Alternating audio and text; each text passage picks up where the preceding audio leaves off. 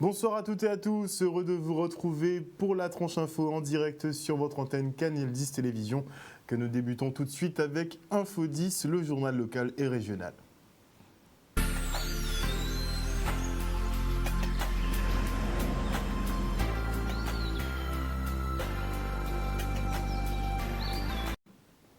Nous sommes le mercredi 4 mars 2020 et voici les titres de cette Info 10. L'obésité est un véritable problème de santé publique au point que cette année, le 4 mars, devient la journée mondiale de lutte contre cette maladie. Nous sommes partis à votre rencontre savoir ce que vous savez justement sur l'obésité. Les avocats du barreau de Guadeloupe reconduisent leur mouvement de grève pour dénoncer l'adoption en première lecture du projet de réforme des retraites. L'activité judiciaire sera perturbée jusqu'au 23 mars prochain. Et 114 postes sur les 235 du groupe France Antilles seront maintenus, une offre faite par Xavier Niel, inférieure à celle réalisée précédemment aux grandes dames des salariés du groupe. La France compte désormais 285 personnes atteintes de coronavirus Covid-19.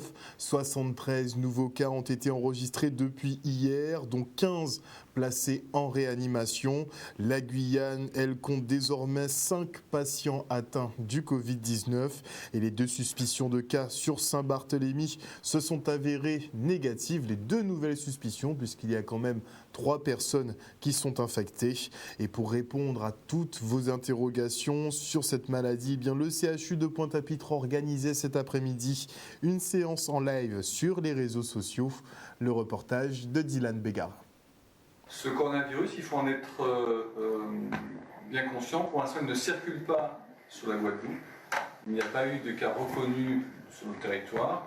Et il y a eu effectivement 3 cas sur les îles du Nord qui font l'objet d'isolement. Les 3 cas vont bien. On espère qu'ils sortent rapidement de leur isolement. La personne qui se sent malade doit appeler le 15, surtout si elle vient des zones endémiques de l'épidémie que je viens de rappeler, Oise, Morbihan et Haute-Savoie.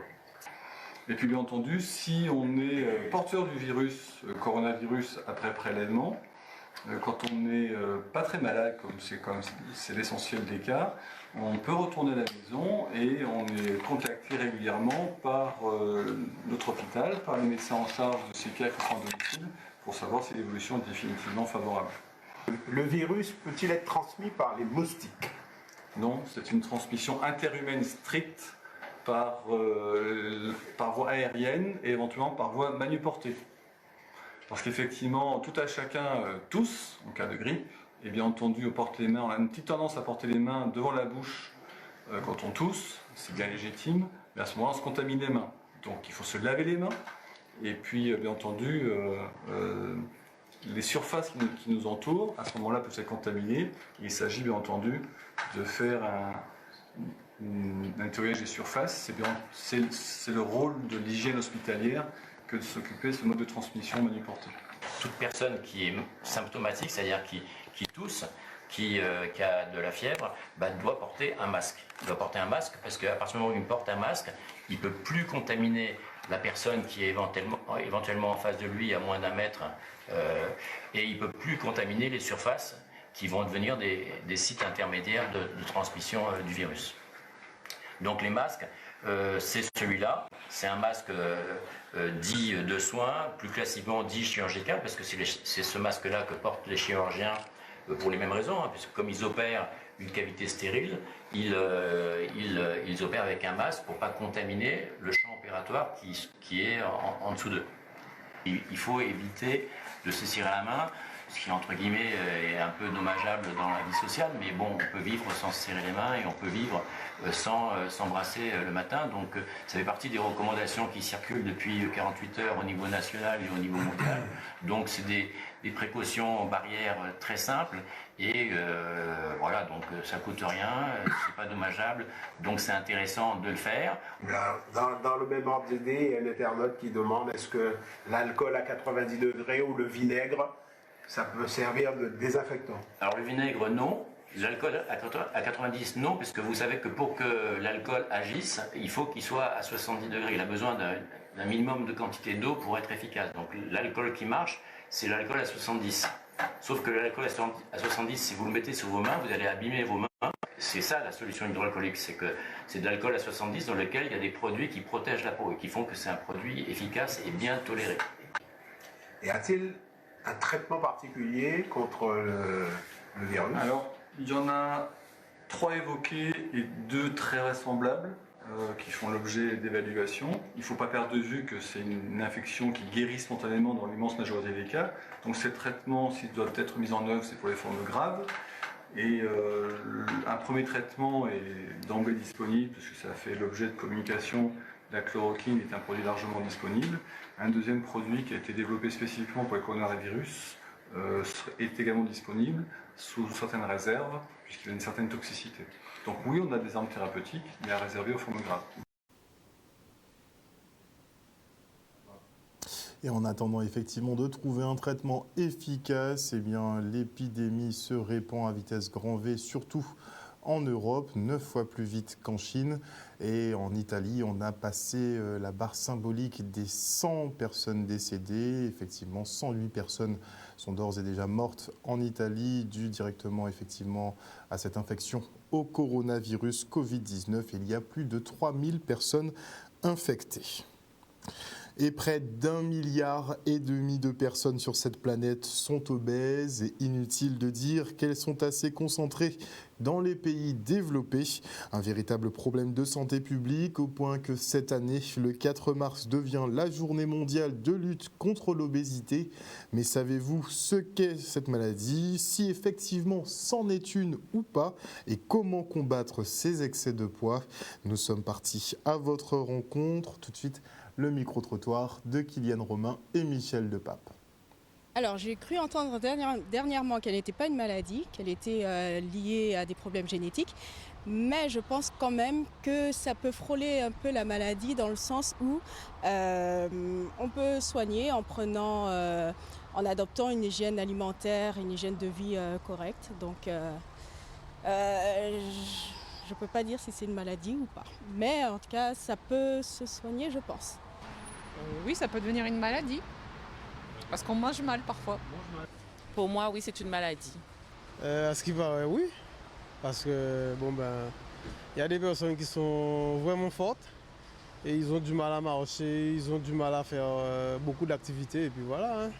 Alors c'est tout à fait que, je crois que c'est une maladie. Hein. Ça passe dans la tête. Hein. C'est une maladie, je pense, oui. Et je pense que c'est même une maladie héréditaire. C'est grave, c'est peut-être pas une maladie, mais c'est grave et on devrait s'en préoccuper, notamment au niveau de notre alimentation et de notre éducation sportive. Voilà. Bien sûr. Oui, pour moi, l'obésité, c'est une maladie. Savez-vous comment lutter justement contre l'obésité? Alors comme je viens de vous dire, c'est prendre en main son alimentation, faire attention à ce qu'on mange, faire du sport et puis voilà quoi, se maintenir notre corps en bon état, en bonne santé. Voilà. Déjà, il faut que certaines personnes prennent conscience de savoir ce qu'ils mangent et aussi de ne pas abuser de certaines choses. Je sais que c'est bon, mais bon, il ne faut pas en abuser quand même, hein, parce que il y a des fast-food, il y a plein d'opportunités, mais aussi, il faut savoir gérer aussi. Parce que si on sait gérer son porte-monnaie, il faut savoir gérer son estomac aussi. Mais en fait, je pense que ça dépend des personnes. Il y a certes la malnutrition qui fait qu'en sorte certaines personnes sont obèses, mais il y a des problèmes je pense, de diabète et d'autres maladies qui endossent l'obésité. Donc voilà.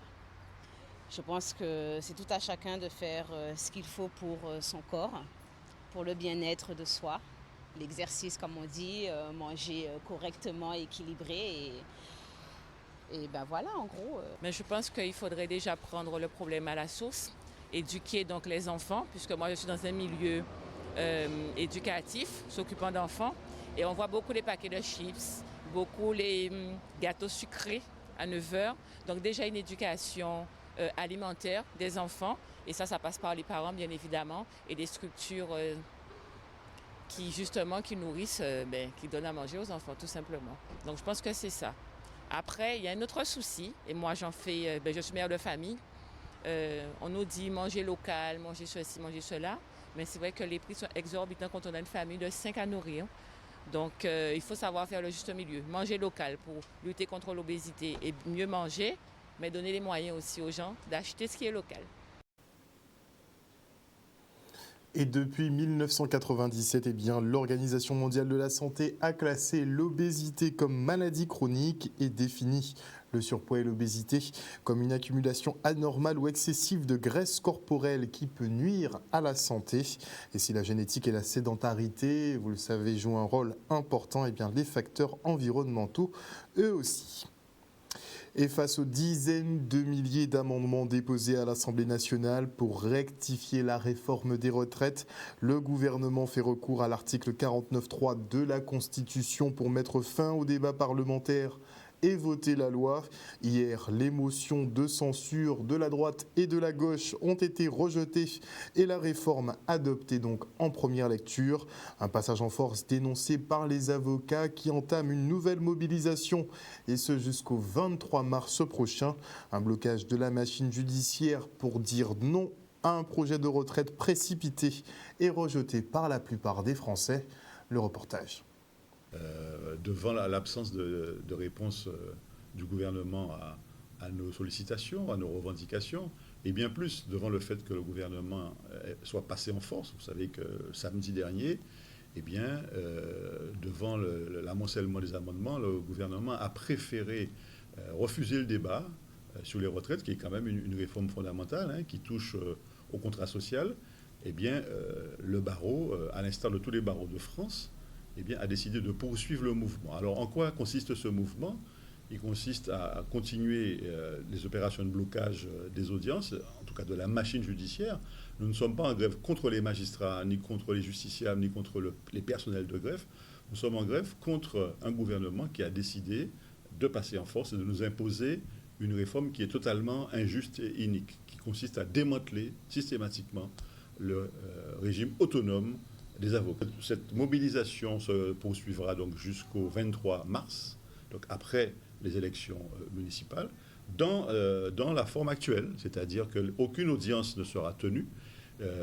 Tous les dossiers seront envoyés à la demande des avocats. Je dois dire à ce propos que les magistrats jusqu'ici jouent le jeu, ils comprennent la position et il n'y a pas d'opposition au renvoi en général. À 99%, les choses se passent très très bien. Les justiciables savent pourquoi on se bat. On ne se bat pas pour des questions catégorielles, on se bat pour quelque chose de fondamental qui consiste à préserver la profession. Il faut bien savoir que si la réforme est maintenue, le résultat sera la disparition de plusieurs cabinets d'avocats et également le renchérissement du coût des prestations. De façon également à renouveler le pacte de confiance que nous avons avec la population, nous organisons c'est la semaine du 9 mars, nous organisons donc une semaine de consultation gratuite. C'est une offrande que nous faisons à la population. Ça se passera donc dans certains cabinets d'avocats, il y aura des listes, et également à la maison de l'avocat, et également au palais de justice, dans le vestiaire des avocats, c'est-à-dire dans l'espace réservé aux avocats, à compter du 9 mars, pour une semaine. Ça fait 2 mois et demi que le mouvement est en place. Les avocats souffrent énormément parce qu'il n'y a pas d'audience, par conséquent, pour tous ceux qui participent à l'aide juridictionnelle, qui travaillent à l'aide juridictionnelle, tous ceux qui soutiennent toutes les procédures pénales, qui sont quotidiennes quasiment, il n'y a pas de rentrée d'argent. Et nous devons expliquer à la population notre souffrance. Nous devons aussi faire en sorte que la population continue cette adhésion et ce soutien vis-à-vis du mouvement. Donc nous faisons cette offrande à la population pendant une semaine entière. L'offre de Xavier Niel pour la reprise du groupe France Antilles est sur la table. Reste au tribunal de commerce de Fort-de-France de trancher le 10 mars prochain. Le patron de Free envisage de reprendre 114 salariés sur les 235 actuellement.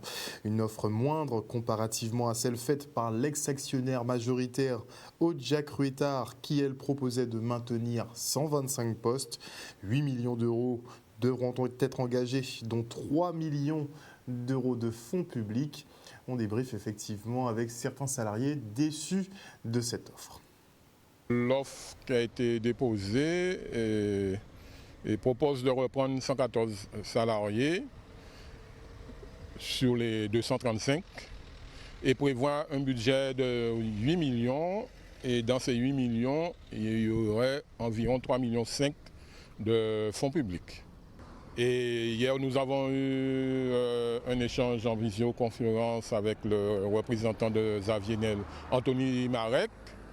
Et nous étions dans le flou avant. Et après peut-être 1h30 d'échange, nous sommes toujours dans l'incertitude parce que nous n'avons obtenu aucune précision, aucune réponse à nos questions, que ce soit sur le plan opérationnel, que ce soit sur le plan organisationnel, comment sont organisés les services, par exemple comment va fonctionner la rédaction. Au niveau opérationnel, les 2 quotidiens seront imprimés en Guadeloupe, donc comment ils voient l'organisation. Nous n'avons eu aucune réponse, donc nous restons dans le flou. Il y a une offre, mais pour le moment, les chiffres que nous avons, c'est 114 salariés repris, 8 millions de budget prévu, dont 3,5 millions de fonds publics. Mais en ce qui concerne précisément comment ça va se mettre en musique, on n'a pas d'informations. Retour maintenant sur la réunion du comité de liaison de l'Observatoire volcanologique et sismologique de Guadeloupe. Au cours de cette rencontre, les spécialistes du CNRS ont présenté aux élus du département le bilan 2019 de l'activité volcanique, les types de réseaux utilisés, les activités de recherche et trouvailles majeures pour la soufrière, mais aussi les projets de recherche en cours et l'installation de nouveaux instruments de mesure. Le reste en images. Écoutez, chaque année, nous avons cette réunion pour faire le point sur les moyens qui sont mis à disposition de l'Observatoire volcanologique du globe pour la Guadeloupe. Mais nous avons aussi une participation très forte dans l'Institut physique du globe de Paris. Et que par conséquent, il faut qu'on puisse à la fois parler des moyens que nous mettions tous, de cette relation qu'il y a entre tous ces organismes, pour permettre effectivement que la surveillance de la soufrière, mais aussi, on parle aussi des avancées technologiques qui permettent une meilleure surveillance. On fait le point sur la situation, pas seulement de la soufrière, mais aussi la situation sismique, que ce soit au Sainte, dans les îles avoisinantes et en Caraïbes. On n'est pas dans la phase, je dirais, d'agitation accélérée qu'on a vécu en 2018 avec la grosse crise sismique, etc. Mais il y a beaucoup de chaleur, par exemple. Il y a beaucoup de signes vraiment de vivacité. Je pense notamment à la thermique. Donc ça ne veut pas dire qu'il y a des points particuliers qui sont devenus très chauds. Mais les zones chaudes se sont élargies. Donc ce que nous pouvons faire est essayer de voir si ces phénomènes-là, par exemple l'augmentation de la pression, de la température, etc., vont prendre une tendance qui pourrait être trop dangereuse ou non. Je sais qu'il y a certainement à revoir la convention qui est signée entre le conseil départemental et l'Observatoire volcanologique, puisque c'est une convention qui date de très longtemps. Le montant de cette subvention est de 115 000 € pour l'année 2020, comme ça a été pour l'année 2019. Prenons en charge le concierge qui travaille. Nous travaillons aussi, nous portons des moyens supplémentaires pour le fonctionnement et nous faisons aussi des travaux justement de maintenance de l'observatoire. Donc on travaille sous les murs et donc là pour cette année, il y a donc un réseau d'assainissement qui doit être amélioré et puis quelques travaux autour des bâtiments. On enchaîne avec ce coup de gueule d'un candidat aux élections municipales, en l'occurrence Patrick Gob, qui s'est vu refuser le dépôt de profession de foi en braille et donc accessible aux personnes aveugles. Une discrimination que l'homme politique ne comprend pas à l'heure où l'on parle d'inclusion pour les personnes porteuses de handicap. Justement, le reportage. Sur les 10 listes qui se présentent aux élections municipales du Gosier, nous sommes la seule liste à avoir dans notre programme des actions qui seront menées pour les personnes en situation de handicap. Et nous sommes la seule liste à avoir fait une profession de foi en braille. Sur les 143 listes en Guadeloupe, nous sommes la seule liste à avoir fait une profession de foi en braille.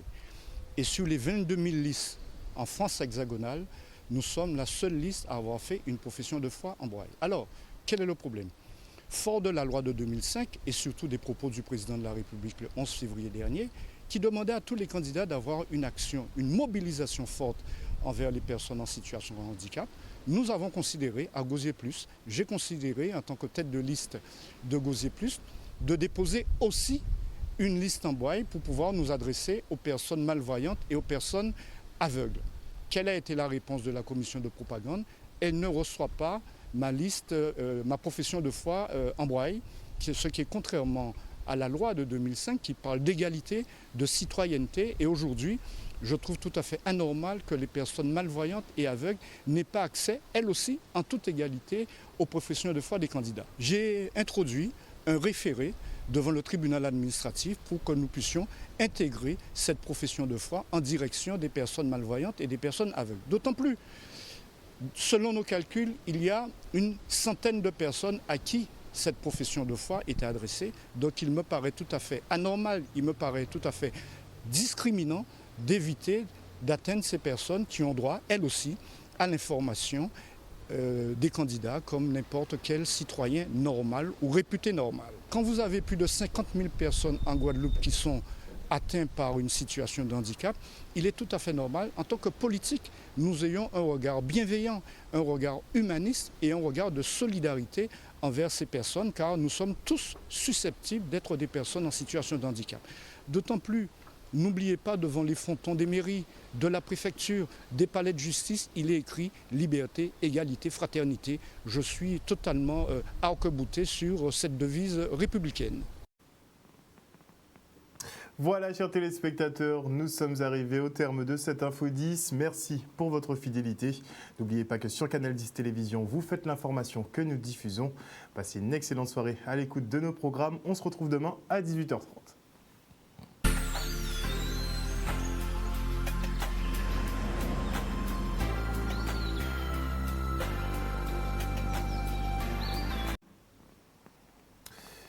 À venir dans la tranche info sur Canal 10, eh bien vous retrouverez en tout cas à 20h Yves-Lise Boisset pour les élections municipales. Et quant à moi, je dis bonsoir à tous les internautes. Des bisous, des bisous. N'oubliez pas de prendre soin de vous et de vos familles. On se retrouve après la coupure pub.